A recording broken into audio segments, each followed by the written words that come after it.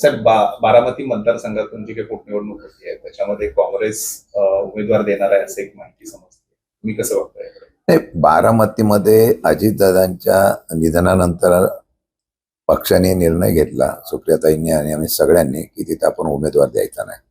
आता महाविकास आघाडी म्हणून आम्ही या ठिकाणी एकत्रपणे काम करतोय. माझ्या माहितीप्रमाणे काँग्रेसने दोन्ही ठिकाणी उमेदवार उभं करण्याच्या बाबतीत मला निर्णय घेतलेला आहे असं समजतंय. आम्ही त्यांच्या प्रांताध्यक्षाशी मी चर्चा करील आणि त्या चर्चेप्रमाणे या दोन्ही जागा तशा राष्ट्रवादीच्याच आहेत, शरद पवार गटाच्या. त्यामुळे त्याच्यावर आम्ही चर्चा करून निर्णय घेऊ. मागे सुद्धा आपण बघितलं असतं, राज्यसभेच्या वेळेला पण सगळेजण इच्छुक असतात, पक्ष मागणी करत असतो, मग आम्ही चर्चा करून त्यामध्ये मार्ग काढतो. मला वाटतं आता ह्यामध्ये पण मी स्वतः त्यांच्याशी चर्चा करेल आणि त्यामध्ये निश्चितपणे चर्चा करून मार्ग निघेल. तर अवकाळी पाऊस मोठ्या प्रमाणात राज्यात अनेक ठिकाणी झालाय आणि मोठं नुकसान शेतकऱ्यांचं याच्यात झालंय, तर याचे तातडीने पंचनामे करणं गरजेचं आहे. यासाठी तुम्ही आणि गारपीट पण बऱ्याच प्रमाणात झाली, काय सांगाल?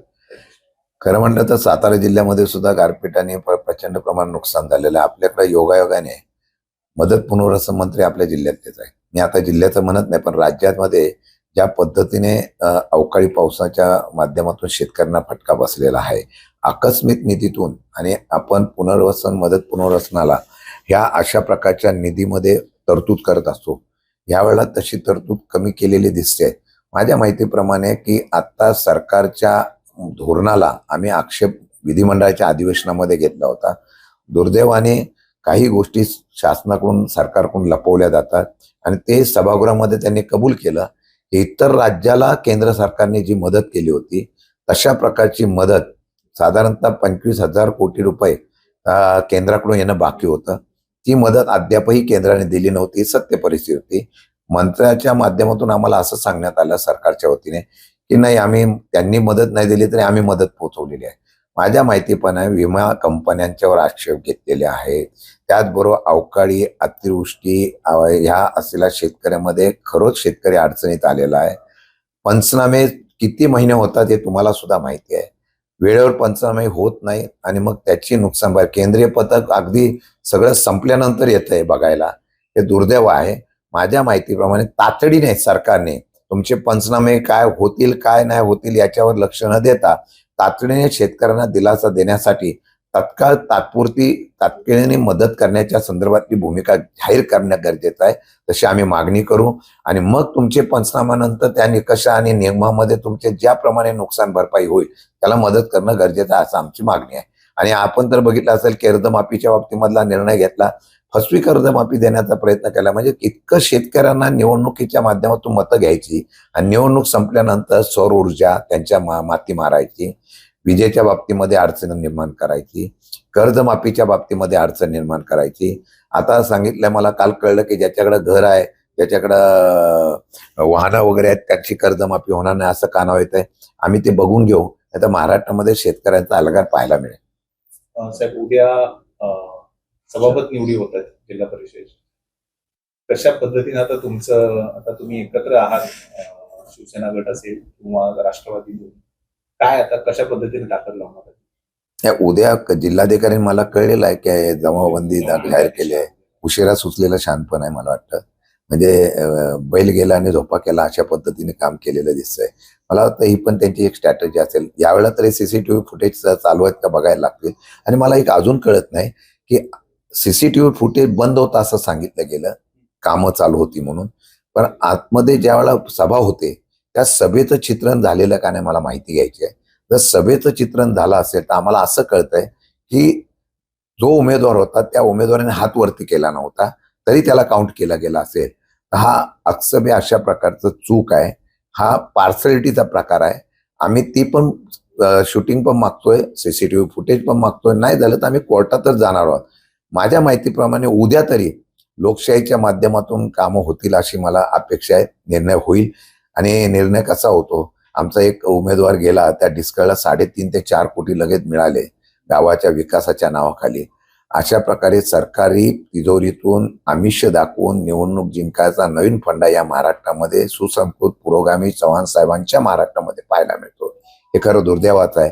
म्हणजे लगेच मत दिलं की लगेच एका आठवड्यामध्ये ऑर्डर निघते आणि 3.5 कोटी रुपये तिथं दिले जात असतील तर हा पैशाचा आणि विकासाचा बाजार त्यांनाच लकला. पण जनता आहे, ही जनता निश्चितपणाने विचार करेल. आज त्यांनी हा निर्णय जरी घेतला तरी सातारामध्ये प्रचंड नाराजीचा सूर आहे, प्रचंड. आणि आम्ही तर रस्त्यावर उतरण्याचीच भाषा करत होतो. थोड्या बोलले आता चर्चा होते आहे.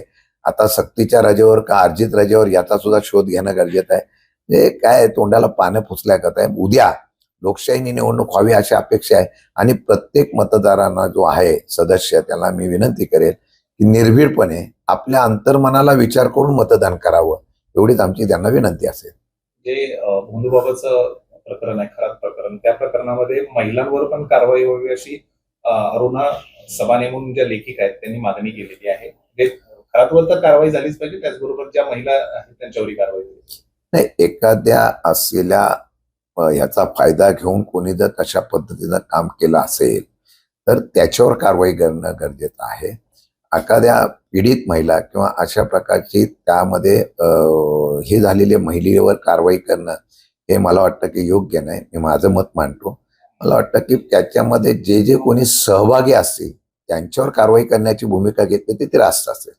एका पतसंस्थेच्या माध्यमातून समता पतसंस्था जी आहे त्या माध्यमातून खरातचे बरेच 100 खाती त्या ठिकाणी होते आणि तिथला जो राज्याध्यक्ष होता काका कायाटे ते देखील त्यांचे भक्त होते अशा पद्धतीने माहिती समोर आली होती. SIT मला वाटतं चौकशी करते आहे आणि त्या SITच्या चौकशीमध्ये बरीच अजून प्रकरणं बाहेर येत आहेत. हवाला पण आहे, त्यानंतर इन्व्हेस्टमेंट आहे, त्यांच्या असलेल्या CAचं नाव आलेलं आहे, अजून बऱ्याच लोकांची नावं येतील. आणि त्यामध्ये कुठे कुठे त्यांनी पैसा या माध्यमातून कमवला आणि तो गुंतवला, तो कायदेशीर गुंतवला का बेकायदेशीर गुंतवला का, या अशा पतसंस्थेमध्ये पण गुंतवला काय, याचा शोध घेऊन त्याचा निश्चितपणाने कारवाई होईल अशी माझी अपेक्षा आहे. त्यांचा मुलगाच जो हवाला प्रकरणात त्यांच्या मुलगाचं नाव सुद्धा पुढे येत आहे. हो, बरोबर आहे. त्यांच्या मुलाचं नाव येतंय, त्यांच्या पत्नीचं पण नाव येतंय असं कळतंय. पत्नीचं मला वाटतं त्यांना लुकआउट नोटीस पण काढलेली आहे. या बाबतीमध्ये SIT योग्य पद्धतीने चौकशी करेल आणि ती इम्पार्शिबल करायची अपेक्षा आहे. नवी दिल्लीमध्ये उपमुख्यमंत्री सुनेत्र पवार या संसदेत एक परिसरात एकट्याच होते असं म्हणजे चित्र दिसलं. प्रफुल्ल पटेल आणि सुनील तटकरे त्यांच्यामध्ये नाराजी असल्याची सूत्राची माहिती आहे. नाही, सूत्राची माहिती आम्हाला पण कानावर येते, त्यामुळे मी आज त्यांच्याबद्दल बोलणं बरोबर नाही आहे. पण मला वाटतं की त्या दिल्लीला गेल्या होत्या, त्या दिल्लीच्या त्यांच्या कार्यक्रमाच्या निमित्ताने गेल्या असतील. आता ते बाकीची त्यांचे नेते मंडळी का त्यांच्यावर उपस्थित नव्हते याची मला कल्पना नाही. पण तो त्यांच्या कामासाठी गेले असताना त्यांनीच उत्तर दिलेलं आहे की पत्रकारांना जास्त कल्पना असेल. मी त्याच्यावर भाष्य करणं योग्य ठरत नाही.